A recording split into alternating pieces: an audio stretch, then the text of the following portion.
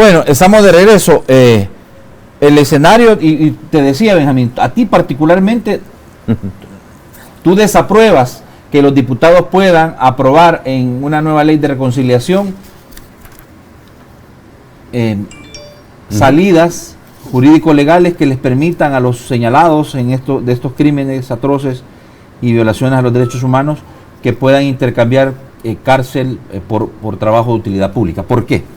Porque, no solo porque se acordó en Chapultepec, ¿verdad? Los dos bandos sabían lo que podía pasarles a los autores responsables imprescindibles. Yo hablo de los imprescindibles, no los que recibían las órdenes. Muchos de los que recibían las órdenes, si no las cumplían, los mataban. Pero estaban los que eran imprescindibles. ¿De ambos bandos? De ambos bandos, no sé. El viernes 3 de enero, ¿verdad?, que se cumplían 40 años de la presentación del informe final de la comisión especial que creó la Junta Revolucionaria de Gobierno para buscar presos políticos desaparecidos, ese día se entregó el informe final. Nosotros fuimos a entregar denuncias a la Fiscalía, y ahí iba, por ejemplo, Irma Serrano, que denuncia, su hija denunciaba al FMLN, a las FPL, perdón, a una de las organizaciones del FMLN, y de entre ellas a su comandante, a su primer responsable, que era Salvador Sánchez Serén, ¿verdad?, por la desaparición, bueno, la muerte, pero nunca aparecieron los restos de su papá, ¿verdad?, de su papá. Y la mamá de ella denunciaba al Estado salvadoreño por la desaparición de su hermano. O sea, estamos denunciando a violadores de derechos humanos, no importa si era de izquierda o derecha, ¿verdad? Y estamos denunciando a quienes eran los principales responsables, los que daban las órdenes. Entonces, en ese marco, en Chapultepec acuerdan precisamente superar la impunidad, y para eso se menciona, lo repito, lo que ya les dije, se menciona en el numeral 5 del capítulo 1 del acuerdo de Chapultepec que los casos de graves violaciones de derechos humanos que aparecen en la Comisión de la Verdad o similares a los de la Comisión de la Verdad tenían que pasar a la justicia para que tuviera el efecto ejemplarizante. ¿Cuál es el efecto ejemplarizante? Decirle a la sociedad salvadoreña, de ahora en adelante ya no vamos a permitir esto. Con la amnistía que aprobaron 5 días después de presentado el informe de la Comisión de la Verdad, lo que le dijeron fue, mire, usted es victimario, ¿verdad? Usted cometió atrocidades, eso dice en el informe, pero las puede repetir porque no hay castigo. Y usted, víctima, quiere justicia, ahí vea cómo la consigue, ¿verdad? Alquile a algún excombatiente, ¿verdad?, que está armado y tiene experiencia. Entonces yo me pongo lo de la cárcel porque, y lo pongo de esta manera, lo dijo una víctima en uno de estos foros. O sea, ¿qué harían ustedes? ¿Estarían de acuerdo a que un hombre de, ¿cómo es que dicen?, adulto mayor, de 78 años, viola a una niña de 12 años? ¿Van a pedir que no le den cárcel? ¿Por qué? Porque tiene ya 78 años. No, la gente va a pedir, si es posible, la cabeza.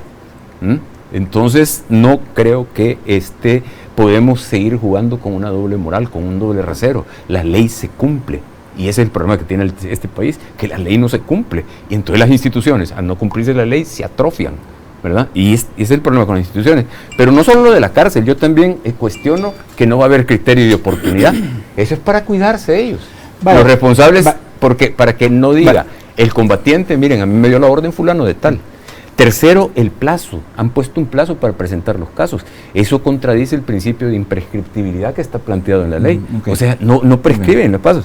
Y yo creo que habría que tener, esto no lo hemos platicado mucho, Pedro, jurisdicción especial, porque ¿cómo van a ser los juzgados ordinarios comunes? ¿Van a manejar estos casos?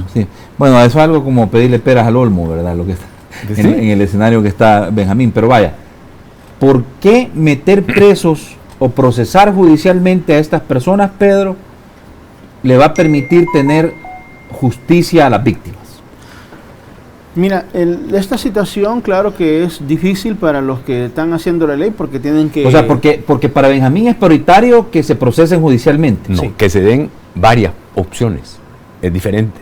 O sea, que no se... Yo lo que digo es que no se anule así. Pero no te gusta que les den trabajo de utilidad pública por cárcel. Por eso, si mataste a 1000 gentes, ¿cómo te van a dar ir a cortar o pintar una pared? O sea que depende de lo que se te acuse, así tiene que ser tu tu procesamiento. que dice lo que manda la ley. Lo que manda la ley. Sí. Esos son ya parámetros internacionales. Naciones Unidas dice Vaya, que por eso, si la sanción es esa de ir a pintar por una masacre como la que estamos mencionando y ocurrieron en el país, eso es impunidad también, sí. Porque no es del tamaño del agravio. Eso se lo han dicho los de la Comisión Interamericana de Derechos Humanos en su visita y antes con los asesores que trajeron. Pero hay directrices de Naciones Unidas, se los ha dicho el relator especial de Naciones Unidas también para la verdad, la justicia y la reparación. O sea, Pedro, de acuerdo al involucramiento que hayas tenido en un crimen de guerra, de lesa humanidad o de violación de derechos humanos, así debe ser tu castigo. Sí, y los diputados están de acuerdo, fíjate, de verdad, están de acuerdo con esto que estamos hablando. Ellos están de acuerdo en que debe de parar la impunidad. Y lo dijeron. Ahí René Portillo Cuadra pero será del diente al labio.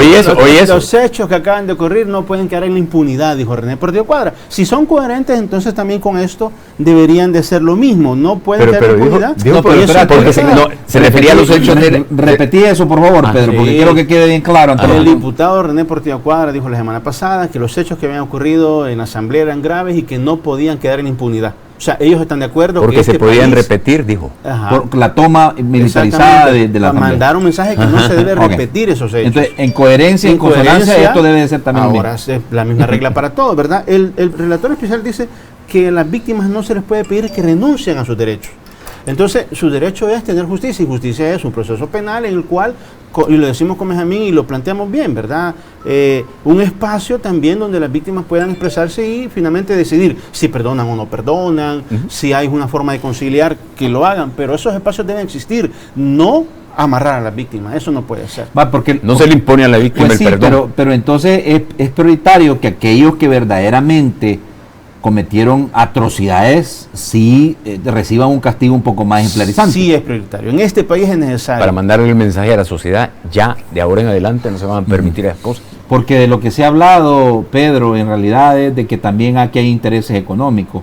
Gente que valiéndose de esto anda buscando recibir indemnizaciones económicas. O sea, hay un interés que no es en realidad el encontrar justicia y verdad para poder sanar heridas, sino que más bien componerse, ¿verdad?, económicamente. Nosotros... Deme chancito, perdón, pero es que no, porque a mí me han acusado de que yo, porque soy miembro de ese GIL, ¿verdad?, estoy recibiendo millones.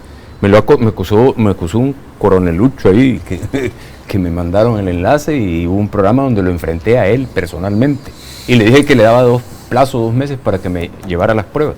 Nunca las llevó. Pero entonces... Yo entiendo, Josué, que no sos el director de noticieros acá. No soy director de noticieros. Porque si me pidieran unas declaraciones, ¿sabes lo que hago yo ahora? Decirle a la gente, vayan a mi casa. Las doy en mi casa, para que conozcan dónde vivo. Para que se den cuenta que yo no me he hecho millonario. No, yo no soy por eso, no lo decía. Pues, sí, pero al director de noticieros, si el canal me dijera, vengan a mi casa, y ahí reciben las declaraciones y se dan cuenta que vivo modestamente. Sí. Si yo hubiera robado millones o cobrado millones de las víctimas, además, ¿a qué víctima han indemnizado aquí? Claro.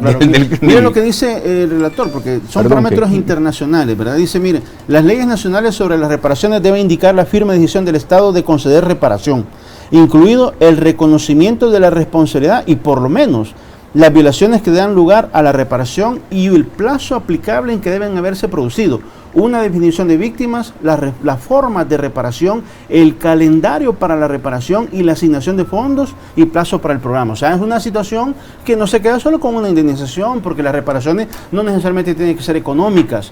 Las reparaciones tienen que ser también de una forma que quede en la sociedad sembrada en la mente que no deben volverse a cometer estos graves violaciones a derechos humanos. Es una forma de garantizar que no se repitan y debe ser ejemplarizante, definitivamente debe ser ejemplarizante en ese sentido. Y ahí es donde está realmente la debilidad de muchas experiencias que se están dando en Guatemala. De 200.000 víctimas que tuvo el conflicto armado, apenas 32.000 han recibido algún tipo de reparación económica y muy pocas reparaciones simbólicas que son importantes para la gente también. El tema de, nosotros siempre lo hemos dicho, el tema de los desaparecidos. Aquí se habla que durante el conflicto armado hubieron entre 8.000 y 10.000 desaparecidos. Yo estoy seguro que las víctimas, una de las cosas importantes que no tiene que ver con una cuestión económica es conocer dónde están los restos de sus familiares, poder exhumarlos y darle una cristiana sepultura. Creo que eso es importantísimo y así como este país cuando terminó el conflicto armado. Recuerdo que hubo una campaña de desminar el país, o sea, los que estuvieron en la guerra, junto con expertos de Naciones Unidas, fueron y dijeron dónde estaban las minas y fueron desenterradas. Creo que de igual manera se puede hacer con las víctimas desaparecidas. Se saben, hay rumores de donde la gente fue, y todavía hay víctimas y hay victimarios. Hay gente que sabe dónde están enterradas estas personas desaparecidas y que perfectamente puede desarrollarse una campaña en este sentido, de encontrar los restos de las personas que fueron desaparecidas. Hay muchas cosas que hacer. Lastimosamente el debate solo es en la parte económica y se acusa a las víctimas de querer tener un interés de lucrarse, y no es así, ¿verdad? La verdad que el proyecto de vida que dejaron atrás, el caso del Mozote es muy simbólico, porque hay una sentencia de la Corte Interamericana de Derechos Humanos y obliga al Estado a reparar el proyecto de vida, no solamente a las personas que fallecieron, sino a aquellos que fueron desplazados por la masacre y tuvieron que huir del país o a otros lugares del país, y hay un proceso importante e interesante. Lo mismo debe hacerse con todas las víctimas del conflicto armado y atrás de eso, ¿verdad? Bueno, quiero irme a la tercera y última pausa para venir con las opiniones de nuestro invitado especial de todas las mañanas, el pueblo salvadoreño. Antes de irnos a la pausa, quiero decirles que tenemos información de último momento, de última hora. La Fiscalía General de la República ha ordenado capturar a 2 colaboradores de la Corte de Cuentas. Su nombre es Wilfredo Aguilar Montesinos y José Isidro Cruz, por delitos de incumplimiento de deberes y actos arbitrarios. Ocupaban el cargo de director ad honorem de auditoría y 4 y coordinador de auditoría de la Corte de Cuentas durante el examen especial de la ejecución presupuestaria del contrato para la construcción de la presa hidroeléctrica El Chaparral. Ambos, de manera directa e indirecta, desvanecieron arbitrariamente irregularidades encontradas, dando lugar a que se declarara caducidad. Los 4 hallazgos no justificados por CEL ascienden a 161.940, no, déjenme ver, 161.941 con 532 es lo que tenemos ahorita aquí. Vamos a la pausa y vamos a dar seguimiento más a esto. Vamos a la pausa.